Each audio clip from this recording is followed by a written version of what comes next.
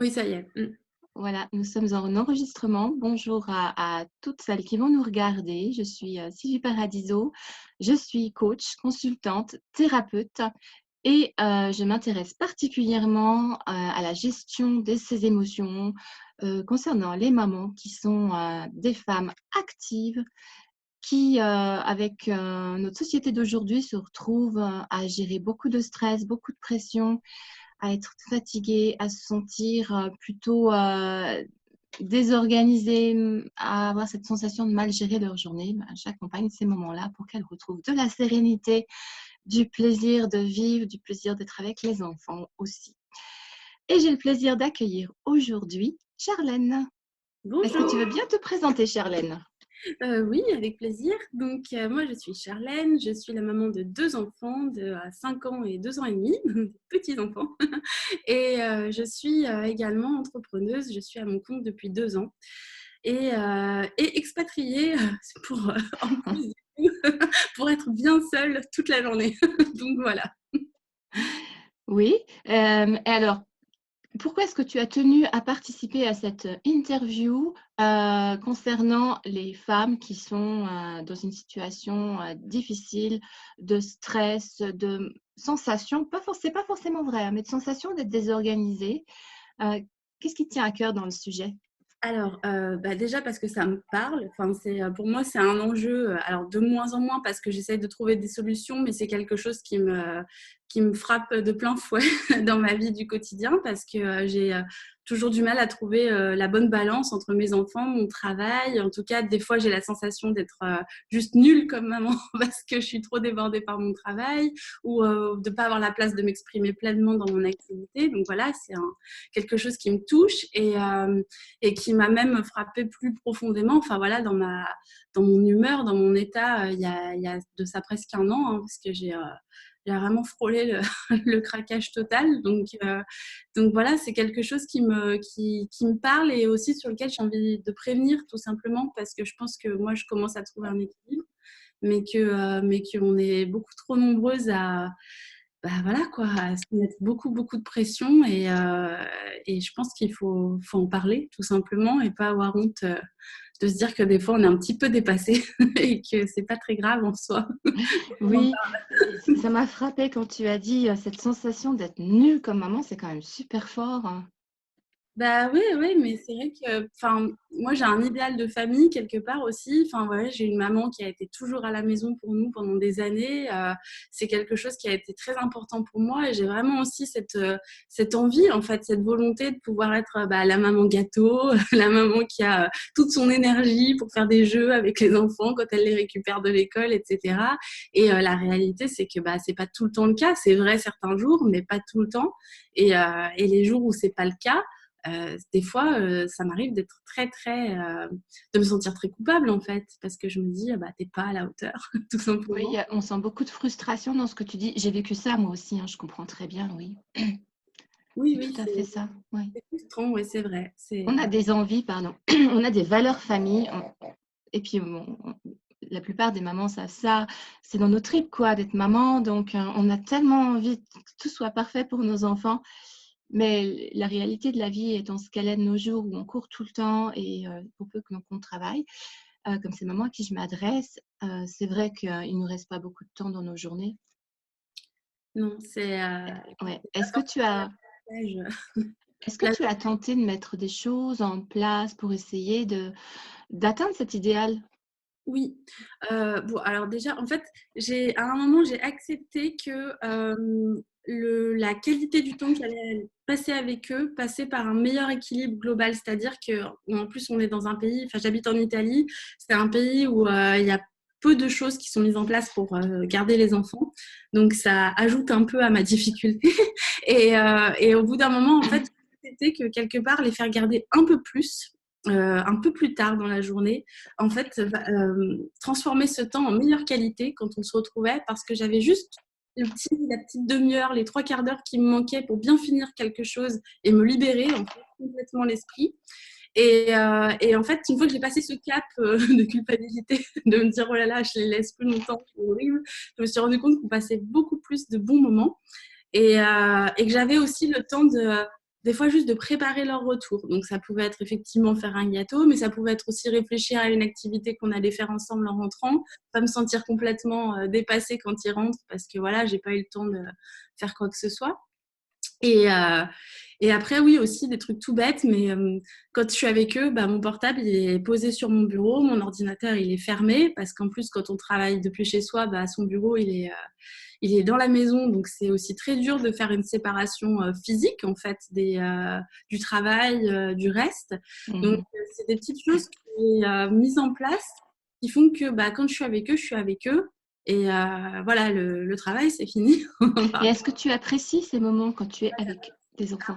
Oui, oui. Alors, ça a été progressif, hein, franchement, parce qu'au début, j'avais envie, mais j'étais toujours rattrapée par ce truc de «Ah, mais quand même». Puis bon, en fait, comme mes journées terminaient très tôt au départ, en fait, à 15h30, c'était fini. Et 15h30, bah, c'est très tôt. Et tout le monde continue de travailler. Donc, je recevais des mails de clients. Et c'est un peu difficile de trouver la bonne balance, de se dire, mais il faut quand même que je leur réponde. Enfin, il est 15h30, je peux pas être la nana qui... De changer de casquette sans arrêt, c'est très perturbant, hein. Maman entrepreneuse, maman entrepreneuse. Ah oui, c'était très dur. Et en fait, par contre, au bout d'un moment, j'ai vraiment pris mon rythme. Et là, maintenant, voilà, enfin, je veux dire, je suis vraiment bien dans cette bascule. Et j'adore ces moments que je passe avec eux parce que c'est génial. Et en plus, ils grandissent, donc on partage encore d'autres choses. On est moins dans la sollicitation du très bas âge. Enfin, donc, non, non, c'est top. Et des fois, je les attends. En fait, avant, j'étais toujours en train de me dire, oh là là, quelle horreur, j'aurais jamais fini à temps. Puis des fois, là, je regarde l'heure et je fais, oh là, vivement que j'aille les chercher. C'est formidable ce que tu es en train de dire. C'est souvent, je parle avec des mamans qui, effectivement, n'apprécient même plus la présence des enfants tellement elles sentent qu'il y a une pression de tâches à accomplir, ne serait-ce que les tâches de la maison, hein, tout simplement. Et je trouve ça tellement triste, hein. Comme tu dis, il faut prendre le temps de se poser, de réfléchir à sa situation et de faire des petits changements. Des fois, ça suffit. Comme effectivement de se dire, bah, quand les enfants sont là, je suis là avec. Et ça, c'est essentiel. On n'est pas obligé d'être là non plus pendant des heures et des heures avec, parce que des fois, on ne peut pas. Mais quand ils sont là, il faut être avec eux et ça change tout, ça. Parce Oui, que si on est à côté en train de faire des tâches, que ce soit professionnelles chez soi ou que ce soit des tâches domestiques, c'est sûr qu'il y a de la frustration, il y a de la culpabilité, il y a de l'énervement et on n'est pas du tout dans un moment où on profite de quoi que ce soit. oui. Donc, je te félicite d'avoir trouvé qu'il fallait juste changer de regard sur la situation, en fait. Oui. Bah, je pense que c'est important, mais en même temps, je pense que c'est aussi un cheminement. Enfin, c'est pas facile de trouver ce qui convient. Et puis aussi, à un moment, d'accepter de remettre un peu les choses en question et de remettre des choses en perspective. Enfin, je trouve que c'est Mais ils difficile. sont jeunes encore, tes enfants, donc tu as été vite dans ton cheminement quand même. Parce que souvent, je parle avec des mamans qui ont des enfants plus âgés, hein, et qui ne sont pas arrivées là. Et oui, changer de regard sur sa situation, instaurer des nouvelles choses, essayer. Puis si ça ne marche pas, on change. Alors, qu'est-ce qui te resterait, à ton avis, là, comme problématique pour que ce soit encore mieux? Euh, Après, je pense que ouais, s'il y a quelque chose que j'aimerais mieux gérer, c'est quand je m'énerve. Parce qu'en fait, je suis une fille assez nerveuse en réalité. Et du coup, des fois, je m'en veux beaucoup parce que je sais que je prends un coup de sang et voilà, ça me. Et, Comme beaucoup, moi aussi, je suis passée par voilà. là, hein, c'est clair, hein. Oui, et alors est-ce que tu essayes des choses justement, tu as ce regard sur toi, te dire: «Non, ça me plaît pas quand je suis comme ça». Est-ce que tu essayes des choses? Oui, alors j'ai fait voilà, j'ai découvert la méthode Tipeee, il y a quelques temps. Alors je me suis mise à c'est une méthode où on est censé un peu, en gros, on ferme les yeux et puis on se concentre sur toutes les sensations qu'on a dans son corps et en fait, rien que de les écouter, de les laisser venir, ça permet de lâcher prise. Alors ça, j'aime bien le concept, mais quand je suis avec eux, j'ai beaucoup de mal parce qu'en plus, je me On est en situation. maman. Donc, du coup, j'ai un peu de mal à le faire vraiment. Voilà. Après, si, en général, j'essaye de. Je peux pas m'empêcher de crier un coup. J'ai encore du mal à retenir ce cri. Par contre, quand je sens qu'il vient, Avant, je me laissais complètement partir en roue libre. Donc, c'était un truc qui allait un peu crescendo ou qui s'arrêtait plus. Et là, j'essaie de prendre une grande respiration, puis je me dis, je vais reformuler la chose un peu plus calmement, je vais baisser d'un ton. Enfin, j'essaie vraiment de reprendre sur moi pour pas laisser la colère m'envahir. Enfin, c'est même pas une colère, des fois, c'est juste une espèce de stress. Ça monte parce que il me La sollicite. frustration. Voilà, je suis frustrée de pas arriver à faire ce que je veux. Enfin, bref. Donc je travaille là-dessus. Et depuis quelques temps, j'ai essayé la méditation guidée aussi. Alors Et ça, c'est plus préventif parce que c'est pas en situation. c'est pour, mais en fait, des fois, ça m'aide quand il y a une journée justement trop qui s'est pas terminée comme je voulais, par exemple, que ça s'est fini un peu nerveusement, etc. Et avant Oui. d'aller me coucher, je fais ça et voilà, Ça apaise toutes les tensions, voilà, effectivement. Mais voilà. je voudrais rebondir sur ce que tu disais tout à l'heure, parce que ça concerne vraiment beaucoup de personnes. Se mettre en colère après les enfants, c'est sûr, c'est une situation qu'on n'aime pas. Et en plus, c'est très, très fatigant. Faut pas oublier ça, hein. Ça nous vide complètement. C'est vrai. Euh, alors, ce qu'il faut savoir, c'est que la colère, elle a besoin de sortir. Et on peut alterner, bien sûr, d'essayer de se calmer, mais ce qu'on peut faire aussi, c'est essayer de la faire sortir. Alors, si on le peut, bah, on change de pièce, on prend un coussin, on tape dedans un bon coup, on pousse un gros soupir du style «Ah!» comme ça, tu vois, pour ça sort. Et puis on revient tout sourire et toute calme en se concentrant sur soi, comme tu le fais si bien, effectivement. Euh, Plus efficace que la méthode Tipeee en situation, quand vraiment on est comme ça, ce serait plus la respiration.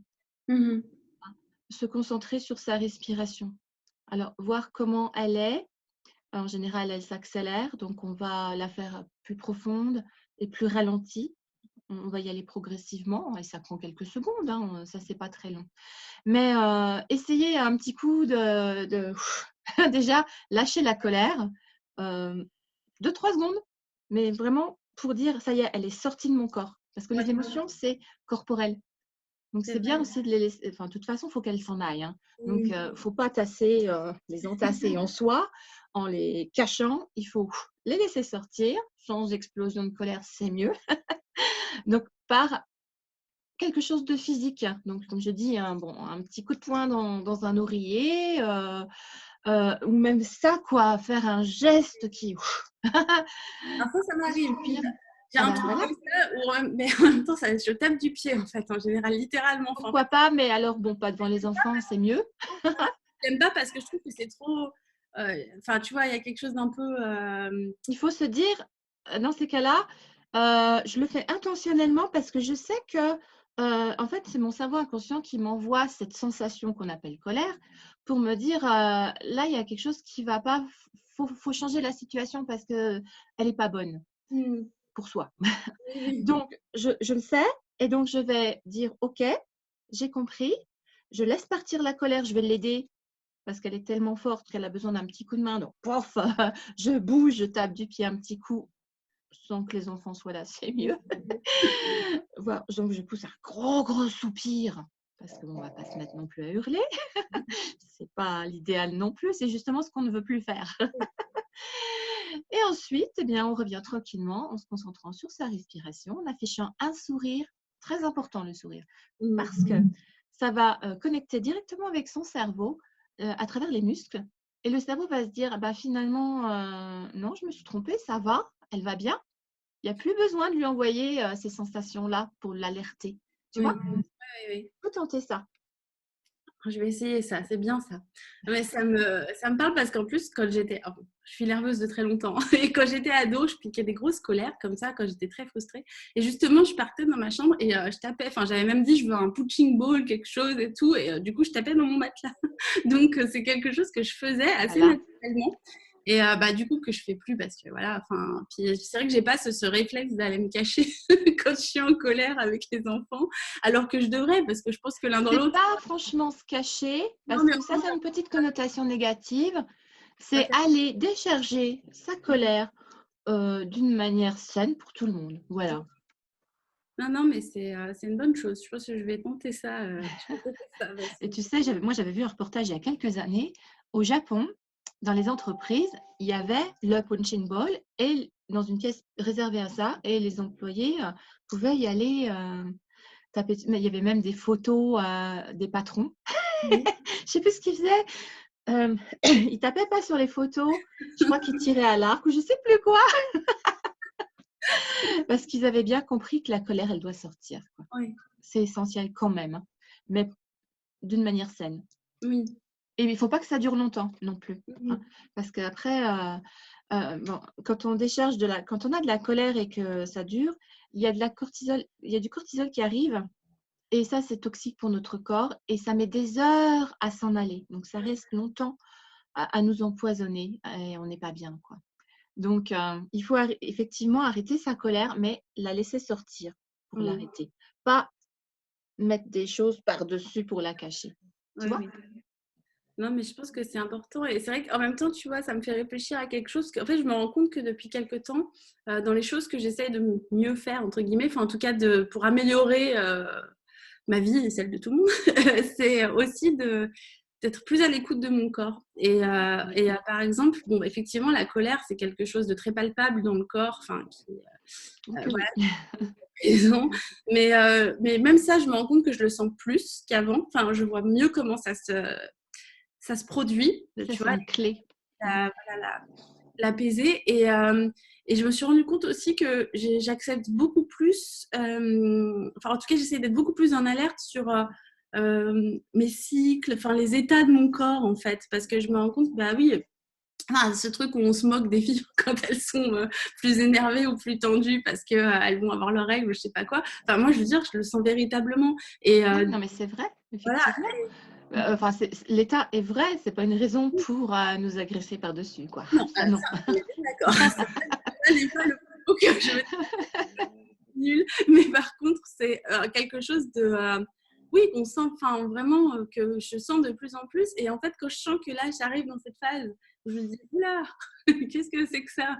En général, je vais vérifier un calendrier. Je suis, ah oui, effectivement, on arrive en phase critique. Donc, et ne serait-ce que de l'avoir en tête, des fois, ça m'aide aussi à être plus en alerte et plus bah, un peu plus aussi tolérante avec ce qui est en train de se produire quand je sens que ça monte, parce que je me dis, attends, là, tu es aussi dans un état particulier, etc. Et des fois, ça arrive à... maintenant, je le désamorce en riant, en fait, souvent. Au moins, j'ai cette période du mois où Très je bien, dis, très, très attention, bien. attention, maman est un petit peu critique. Et ça m'aide, en fait, à calmer le truc avant que ça commence. Parce que, Oui, voilà, c'est... quelquefois, changer son regard sur les choses, ça suffit, effectivement. Alors, je rebondis sur ce que tu dis parce que c'est vraiment essentiel. Il faut prendre l'habitude, et dans notre société, on n'est pas habitué à ça, à se centrer sur son corps et écouter les signaux. Parce que c'est vraiment un bon indicateur de ce qu'on doit mettre en place pour avoir une meilleure vie, effectivement.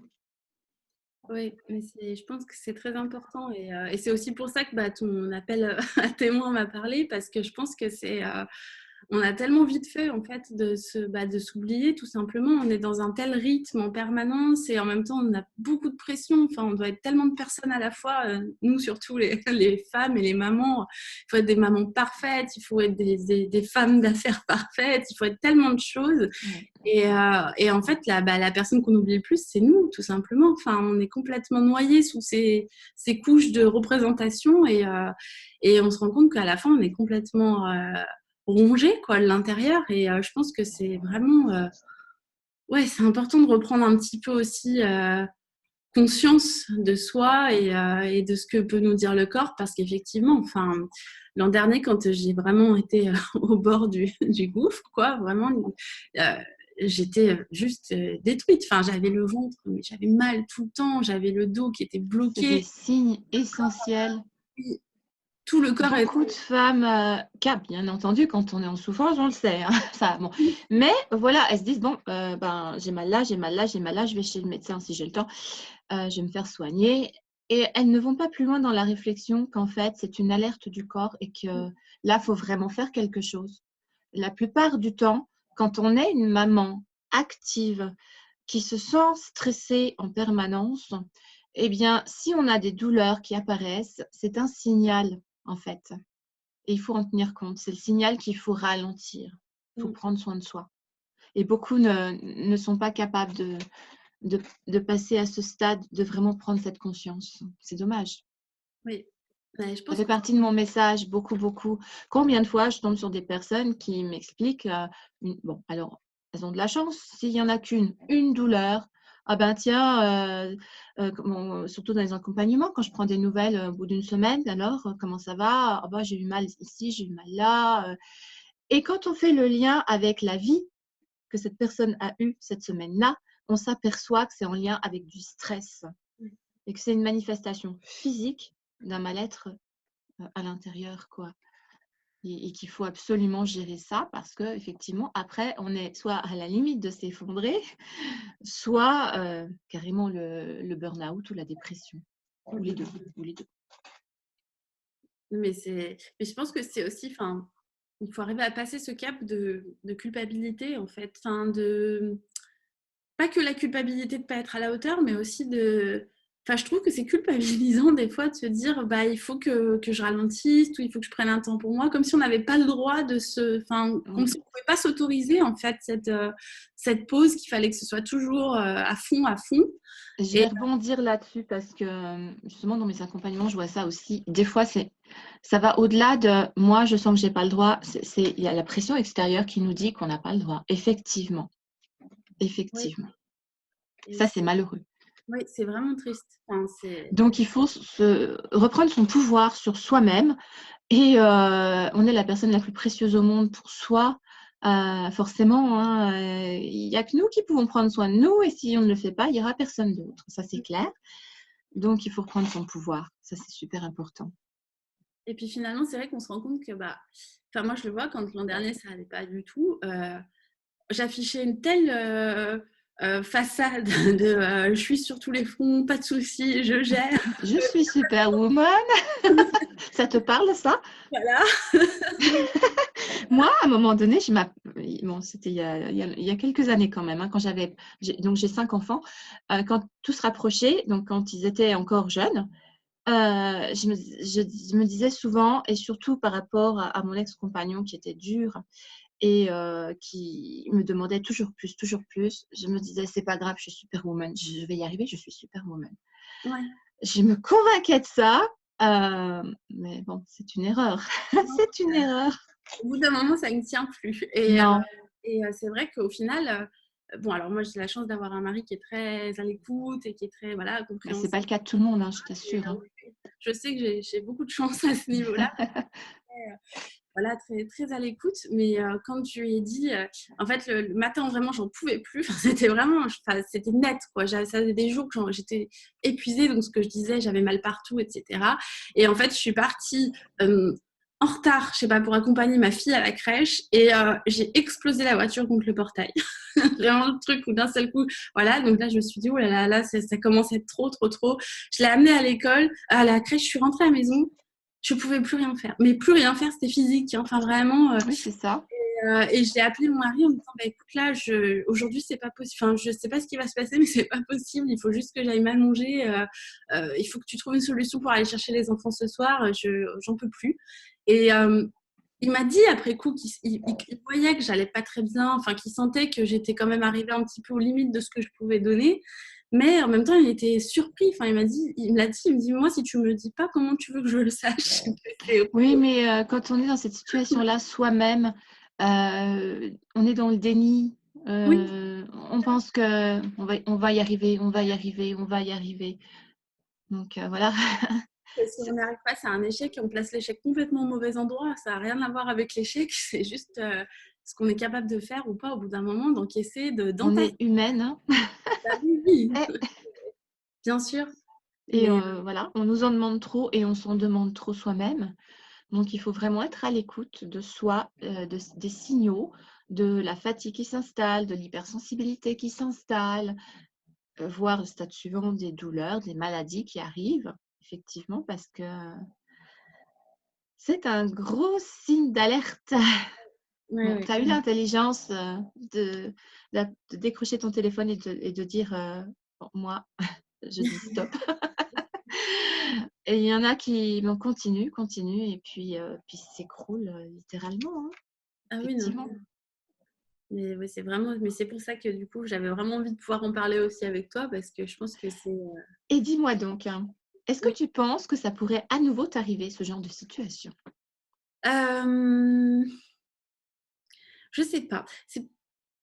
Je suis pas sûre, mais bon, on n'est jamais à l'abri que finalement on croit qu'on se connaît, puis non.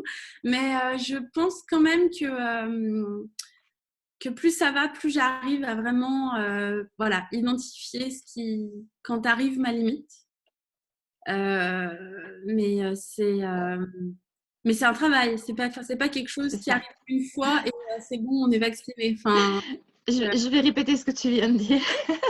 C'est un travail, ouais. effectivement. Il y a beaucoup de personnes qui s'insurgent quand je parle de travail, au sens de travail sur soi, hein, Mm. parce que, bah, déjà, effectivement, elles sont tellement fatiguées, tellement accablées de tâches et de travail que, bah, ça leur plaît pas du tout, ce terme que j'emploie, mais c'est un travail qui est salvateur, c'est-à-dire que c'est grâce à ça que, justement, on va pouvoir s'assurer que tout ira très bien pour nous dorénavant. Oui.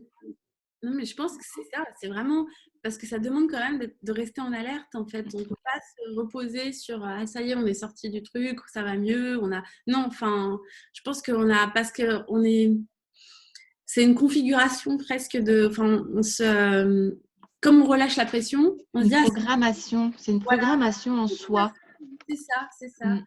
Et on se redit, allez, c'est bon, ça y est, c'est bon, ça je peux le faire, ça je peux le faire. De toute façon, j'ai réussi à dire stop une fois, j'y arriverai, mais c'est fragile comme truc. C'est un peu, il faut quand même. Pas plus tard que la semaine dernière, ça m'est arrivé parce que là, j'ai eu une grosse période dans mon travail, j'ai fait un gros lancement, etc. Et j'avais fait un deal avec moi-même, j'avais dit, fin de semaine, on arrête tout. Et cette semaine-là, on y va tranquillement. C'est bon, il y a eu un gros job. Donc là, on se fait un peu une pause. Et ben vendredi, à 1 heure de l'après-midi, j'étais encore devant mon ordinateur, je n'avais pas lâché, alors que je n'arrivais pas à faire quoi que ce soit. Et en fait, au bout d'un moment, j'avais le dos, mais en compote, etc. Et là, heureusement, il y a une case qui s'allumait dans ma tête. Je dis non, mais ça suffit. Enfin, c'est même pas ce que tu avais dealé avec toi-même. On avait dit vendredi, il n'y a rien.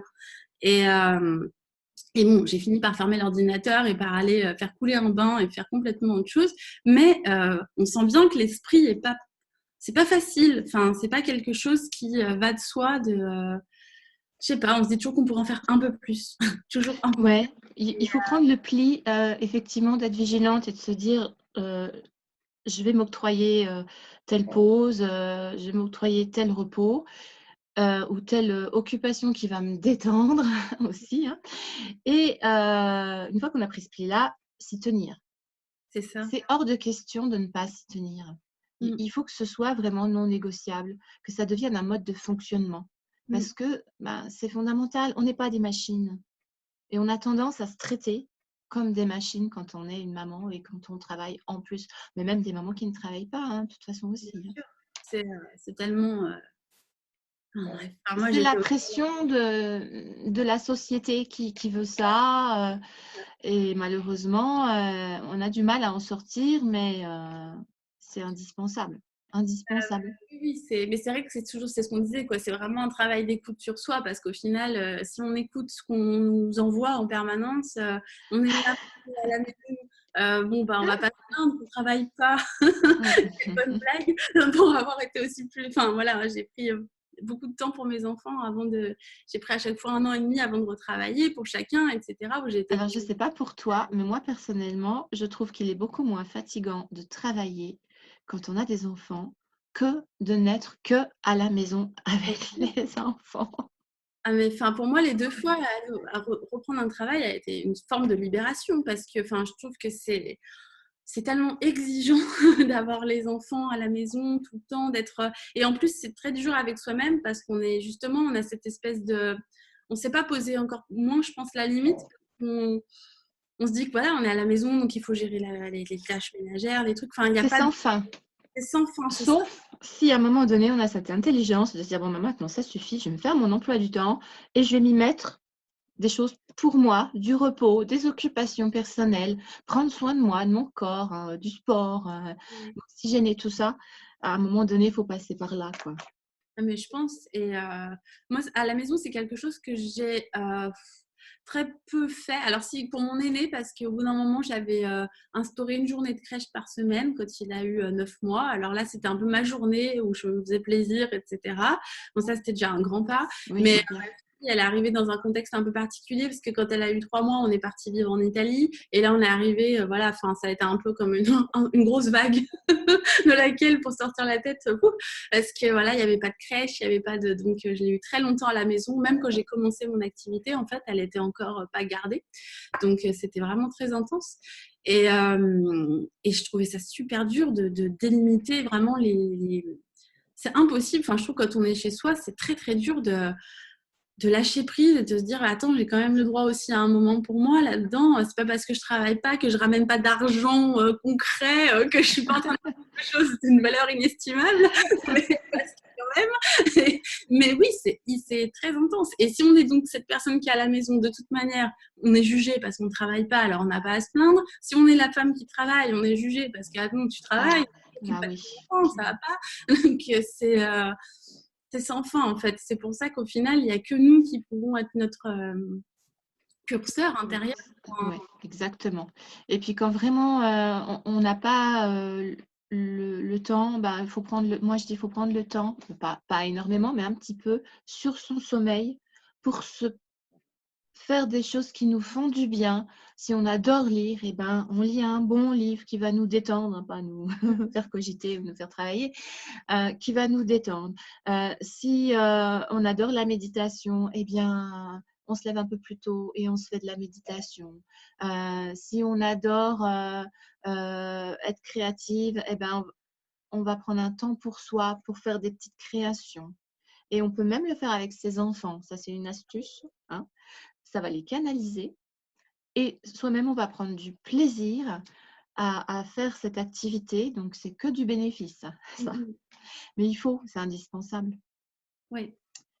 Alors, dis-moi, Charlène, où est-ce qu'on peut te retrouver? Qu'est-ce que tu fais exactement? Qu'est-ce que tu proposes? Alors, moi, j'accompagne en fait les entrepreneuses dans leur communication. Donc, je les aide particulièrement dans leur création de contenu. En fait, mon cœur de métier, c'est ça, parce que l'écriture, bah, c'est toute ma vie. Donc, du coup, en fait, j'ai un blog qui s'appelle Dis-le tout haut, donc on peut retrouver sur disletouhaut.fr. Et je propose aussi des formations et des accompagnements pour vraiment travailler sa communication et arriver à faire ça de manière authentique, justement, en restant soi-même, parce que c'est vraiment mon cheval de bataille. Je déteste le marketing tout formaté et qui fait qu'on ne se retrouve pas dans ce qu'on fait. Donc, mon but, c'est vraiment justement de travailler ce qui fait que chacune est unique et a une façon de parler et d'être, un univers qui lui est propre, et de le travailler pour que ça ressorte dans tout ce qu'elle fait, que ce soit les articles de blog, les newsletters, voilà, enfin vraiment le contenu, les offres en elles-mêmes. Et voilà, mon activité. Dis-le tout haut, qui va bien avec cette idée justement de... Et puis, on sent la reconnexion à soi aussi dans ton travail. Ça, c'est chouette. Oui, ouais, ouais, c'est vraiment, ça me tient beaucoup à cœur. Donc, Si tu avais un dernier mot à dire, le mot de la fin, ce serait quoi? ouais, ce serait un peu bateau peut-être malheureusement, mais je pense qu'en même temps, c'est vraiment de... Écoutez-vous en fait. Enfin, je pense que véritablement, on a vraiment toutes les réponses en nous. Et je pense que profondément, on sait très bien où on en est bien souvent, mais on a du mal à l'accepter parce que c'est dur des fois de faire face à une réalité qu'on n'a pas envie de voir ou d'entendre. Et pourtant, il y a que du positif à tirer de ça. Enfin, parce que Exactement. Oui, je suis tout à fait d'accord avec toi. L'écoute de soi, c'est vraiment très, très important. Il y a Lise Bourbeau qui a écrit Écoute ton corps, et c'est tout à fait ça, quoi. C'est une mine d'or de s'écouter oui, pour avancer dans la vie et pour obtenir ce qu'on cherche. Oui, mais c'est ça, je pense que c'est vraiment à tout retenir. En fait, ça tient peut-être sur le coup, mais on va pas très loin. Alors qu'en s'écoutant, voilà, des fois, c'est un peu plus difficile peut-être. Ça demande un peu de réajustement, mais On n'est pas habitué, c'est surtout ça. Alors, dans s'écouter, il y a deux sens, hein. Il y a donc capter les informations, bien sûr, et agir en conséquence. On est bien d'accord. Et je rebondis sur la question que je t'avais posée. Est-ce que tu penses que tu pourrais à nouveau retomber dans cet état de fragilité si tu t'écoutes avec les deux sens qu'on lui donne à ce terme-là? Non, tu ne retomberas pas là-dedans. C'est sûr, oui, mais il faut s'écouter. oui. Je te remercie beaucoup. Merci à toi. Merci. C'était vraiment une interview très, très intéressante, très enrichissante et j'espère que ça va aider beaucoup de femmes. Bah, j'espère aussi. Merci en tout cas de Au m'avoir donné revoir. la parole. Au revoir.